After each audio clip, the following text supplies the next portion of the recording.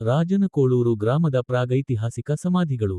ಖ್ಯಾತ ಬ್ರಿಟಿಷ್ ಇತಿಹಾಸಕಾರರಾದ Philip Meadows Taylor ಅವರು ತಮ್ಮ megalithic tombs and other ancient remains in the Deccan ಎಂಬ ಕೃತಿಯಲ್ಲಿ ರಾಜನಕೋಳೂರು ಗ್ರಾಮವನ್ನು ಕರ್ನಾಟಕದ ಪ್ರಮುಖ ಪ್ರಾಗೈತಿಹಾಸಿಕ ತಾಣವೆಂದು ವಿವರಿಸುತ್ತಾರೆ. ರಾಜನಕೋಳೂರು, ಯಾದಗಿರಿ ಜಿಲ್ಲೆಯ ಹುಣಸಗಿ ತಾಲ್ಲೂಕಿನ ಪುಟ್ಟ ಗ್ರಾಮವಾಗಿದೆ. ಈ ಗ್ರಾಮದ ಹೊರವಲಯದಲ್ಲಿರುವ ಕಲ್ಲು ಮನೆಗಳ ಆಕಾರದ ಡೊಲ್ಮೆನ್ಗಳನ್ನು ಸ್ಥಳೀಯರು ಬುಡ್ಡರ ಮನೆಗಳು ಎಂದು ಕರೆಯುತ್ತಾರೆ. ಇಲ್ಲಿ ಶಿಲಾಯುಗ ಕಾಲದ ನೂರಾರು ಸಮಾಧಿಗಳನ್ನು ಕಾಣಬಹುದಾಗಿದೆ. ಇಲ್ಲಿನ ಬೃಹತ್ ಶಿಲಾ ತಾಣಗಳನ್ನು ಸುಮಾರು 2000 ರಿಂದ 3400 ವರ್ಷಗಳ ಹಿಂದೆ ನಿರ್ಮಿಸಲಾದವುಗಳು ಎಂದು ಊಹಿಸಲಾಗಿದೆ. ಚಿತ್ರದುರ್ಗ ಜಿಲ್ಲೆಯ ಬ್ರಹ್ಮಗಿರಿ ಮತ್ತು ಕೊಪ್ಪಳ ಜಿಲ್ಲೆಯ ಹಿರೇಬೆಣಕಲಗಳಲ್ಲಿ ಇಂತಹ ನೂರಾರು ವಿಭಿನ್ನ ರೀತಿಯ ಬೃಹತ್ ಶಿಲಾ ತಾಣಗಳನ್ನು ಕಾಣಬಹುದಾಗಿದೆ. ದಕ್ಷಿಣ ಭಾರತದಲ್ಲೇ ಅತ್ಯಂತ ವಿಶಿಷ್ಟವಾದ ಶಿಲಾಯುಗ ತಾಣವಾಗಿ ರಾಜನಕೋಳೂರು ಗ್ರಾಮ ಗುರುತಿಸಿಕೊಂಡಿದೆ. ಬೃಹತ್ ಶಿಲಾಯುಗ ಕಾಲದ ಡಾಲ್ಮೆನ್ಗಳ ನಡುವೆ ಛೇದಿಸಲಾದ ಅಥವಾ ಭಾಗಶಃ ಹೂತುಹೋದ ಪೆಟ್ಟಿಗೆಯಂತಹ ರಚನೆಗಳನ್ನು ಸಿಸ್ಟ್ಗಳು ಎಂದು ಕರೆಯಲಾಗುತ್ತದೆ. ರಾಜನಕೋಳೂರಿನಲ್ಲಿರುವ ಎಲ್ಲಾ ಸಿಸ್ಟ್ಗಳ ಉದ್ದವಾದ ಚಪ್ಪಡಿಗಳು ಕೆಳಗೆ ಆಧಾರವಾಗಿ ನಿಲ್ಲಿಸಿರುವ ಚಿಕ್ಕ ಚಪ್ಪಡಿಗಳನ್ನು ಮೀರಿ ಚಾಚಿಕೊಂಡಿವೆ. ಇದು ಸಿಸ್ಟ್ ಒಳಮುಖವಾಗಿ ಕುಸಿಯುವುದನ್ನು ತಡೆಯುತ್ತದೆ. 2600 ರಿಂದ 3000 ವರ್ಷಗಳ ಹಿಂದೆ ಇಲ್ಲಿ ಈ ಸಮಾಧಿಗಳು ನಿರ್ಮಾಣವಾಗಿರಬಹುದಾಗಿ ಮೆಡೋಸ್ ಟೇಲರ್ ಊಹಿಸಿದ್ದಾರೆ.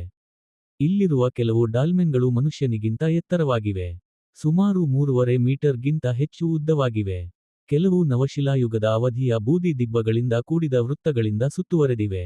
ಮುಂಚೆ ಈ ಸ್ಮಾರಕಗಳನ್ನು ಸಾಮಾನ್ಯವಾಗಿ ಜನರು ವಾಸಿಸುತ್ತಿದ್ದ ಮನೆಗಳೆಂದು ನಂಬಲಾಗಿತ್ತು. ಹೀಗಾಗಿ ಇವುಗಳನ್ನು ಬುಡ್ಡರ ಮನೆಗಳೆಂದು ಕರೆಯುವ ರೂಢಿ ಈಗಲೂ ಇದೆ. ಅವುಗಳು ವಾಸ್ತವವಾಗಿ ಸತ್ತವರ ಸಮಾಧಿ ಸ್ಥಳಗಳಾಗಿವೆ. ಮೆಡೋಸ್ ಟೇಲರ್ ಅವರು ಡಾಕ್ಟರ್ ಎ. ವಾಕರ್ ಅವರೊಂದಿಗೆ 1850ರಲ್ಲಿ ರಾಜನಕೋಳೂರಿಗೆ ಭೇಟಿ ನೀಡಿದ್ದರು.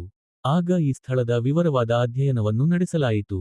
ಅಂದು ಮೆಡೋಸ್ ಟೇಲರ್ ಅವರ ನೇತೃತ್ವದಲ್ಲಿ ನಡೆದ ಉತ್ಖನನದ ಸಂದರ್ಭದಲ್ಲಿ ಇಲ್ಲಿರುವ ಸಿಸ್ಟ್ಗಳು ಮತ್ತು ಡಾಲ್ಮೆನ್ಗಳಲ್ಲಿ ಇದ್ದಿಲು, ಬೂದಿ ಮತ್ತು ಮೂಳೆಗಳಿರುವ ಪಾತ್ರೆಗಳು ಇರುವುದನ್ನು ಗುರುತಿಸಿದರು. ನಂತರ ಇವುಗಳು ಪ್ರಾಚೀನ ಸಮಾಧಿಗಳು ಎಂದು ಘೋಷಿಸಲಾಯಿತು. ಇಲ್ಲಿರುವ ಕ್ರೋಮ್ಲೆಚ್ಗಳು ಇಂಗ್ಲೆಂಡ್ನ ವೇಲ್ಸ್ನಲ್ಲಿರುವ ಸಮಾಧಿಗಳನ್ನು ಹೋಲುತ್ತವೆ ಎಂದು ಟೇಲರ್ ತಮ್ಮ ಪುಸ್ತಕದಲ್ಲಿ ಉಲ್ಲೇಖಿಸಿದ್ದಾರೆ. ಅವರ ದಾಖಲೆಯಂತೆ ಇಲ್ಲಿ 200ಕ್ಕೂ ಹೆಚ್ಚು ಡಾಲ್ಮೆನ್ ಇದ್ದವು. ಆದರೆ ಇಂದು ಅವುಗಳ ಸಂಖ್ಯೆ 100ಕ್ಕೆ ಇಳಿದಿದೆ. ಹಿಂದೆ ನವಶಿಲಾಯುಗದ ಕಾಲದಲ್ಲಿ ಇಡೀ ಪ್ರದೇಶವು ಪ್ರಮುಖ ಜನವಸತಿ ಪ್ರದೇಶವಾಗಿತ್ತು. ಈ ಪರಿಸರದ ಹಗರಟಗಿ, ಬೂದಿಹಾಳ ಮತ್ತು ಕೊಡೇಕಲ್, ಸಾಲವಾಡಗಿ ಮುಂತಾದ ಊರುಗಳಲ್ಲಿ ಕೈರ್ನ್ಗಳು, ಡಾಲ್ಮೆನ್ಗಳು ಮತ್ತು ಬೂದಿ ದಿಬ್ಬಗಳು ಕಂಡುಬರುತ್ತವೆ.